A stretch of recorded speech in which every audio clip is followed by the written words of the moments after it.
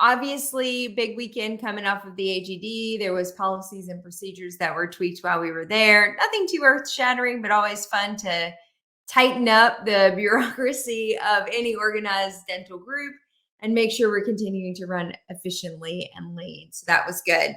But let's talk about what's going on in the news out there in the world. I was really inspired to see a news story just recently that came out about some research that's happening at UCLA about topical treatment for bisphosphonate necrosis of the jaw. As most clinicians know, this is a really difficult condition to treat. It is a condition that is brought on oftentimes by injection and oral bisphosphonate use for osteoporosis, but also for prevention or treatment of metastatic cancers, particularly breast and multiple myeloma. And when these cases come in your practice, you're sort of befuddled and really challenged to try to come up with treatment options to alleviate the discomfort for the patient and to find resolution. Some patients have pain, some patients don't, but as a clinician, we always want to be able to provide answers. And still to date, dentistry hasn't really come up with a solidified technique that is proven that will work for every patient that you may encounter that develops necrosis of the jaw as a result of bisphosphonate use after treatment or spontaneously. Well, UCLA's dental school and a few folks there have come up with a topical treatment which they think may be very promising that you can use during surgical treatment. Not sure it would work as well for spontaneous, but maybe so. Once it pops up, maybe you can topically treat that as well and preventatively treat your surgical sites with topical medication. But it showed a lot of promise in their early studies with mice that gave resolution for those particular lesions. So now they're moving forward with the FDA approval on that potential drug.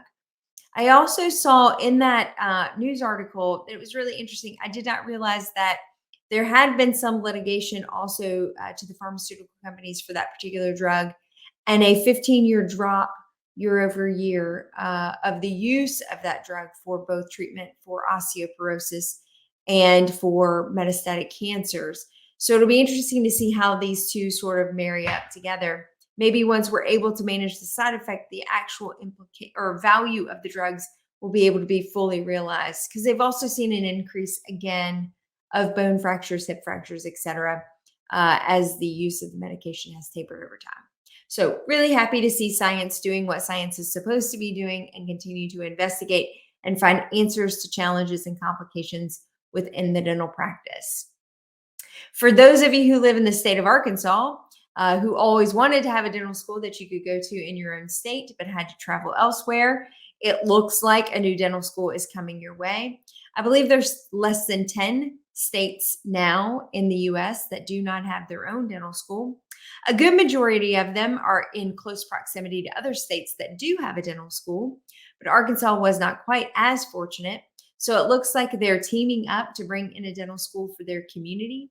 So we'll continue to watch that. That's obviously a trend that is growing throughout the United States of opening new dental schools. I do have some concern about what happened in the 1980s, where we had this onslaught of new dental schools that opened up. And subsequently, many of them ended up closing when we had more dentists than we had jobs to fill. So we'll see how this trend continues. But always good to see states that do not have dental school education starting to be able to offer something to their citizens. There was an effort by the Medicare and Medicaid programs just recently, really focusing in on pregnancy and pregnant patients getting access to dental care. It looks like this is going to be a pretty big hot topic for all 50 states to be looking at opportunities to get pregnant patients into the dental office during those time periods and also for a certain time period after in postpartum. And the DQA Dental Quality Alliance is also looking at this as well. And I think all these different groups are trying to figure out how to optimize dental care and oral health care support for pregnant patients to ensure optimal outcome for those babies and also providing them support postpartum as well. So we'll see what that means for government programming to incentivize doctors to start opening the doors to pregnant patients. But also, I would say this could be very good for oral education for patients seeking care at OBGYNs to ensure that all pregnant patients have some plan in place to seek oral care during their pregnancy. We know there's connection with periodontal disease and preterm birth and low birth weights. It's also unhealthy from an inflammatory response for the pregnant patient. And so it's really good to see that maybe we're going to start having some inroads with educating those pregnant patients to include oral health care as part of their prenatal support while they're growing that little baby. So happy to see that as well. Lastly, I was really pleased to see that under the new president, Dr. George Shepley for the ADA, they're moving forward with a program, an ambassador program for wellness. They just started their training in November. These doctors are taking on the onerous task of being an ally and a support system for our doctors who are struggling out there with mental health issues and challenges. We know based on statistics that those challenges have increased pretty significantly since COVID during post pandemic, also with the economic challenges we're currently facing. We know that dental health professionals in general have always had a higher statistical average for struggling with mental health and well being. And then you add COVID and other economic challenges that have come since that, and the numbers are continuing to increase. So I'm happy to see that the ADA is responding in a positive fashion to provide a support system for our colleagues out there that need help.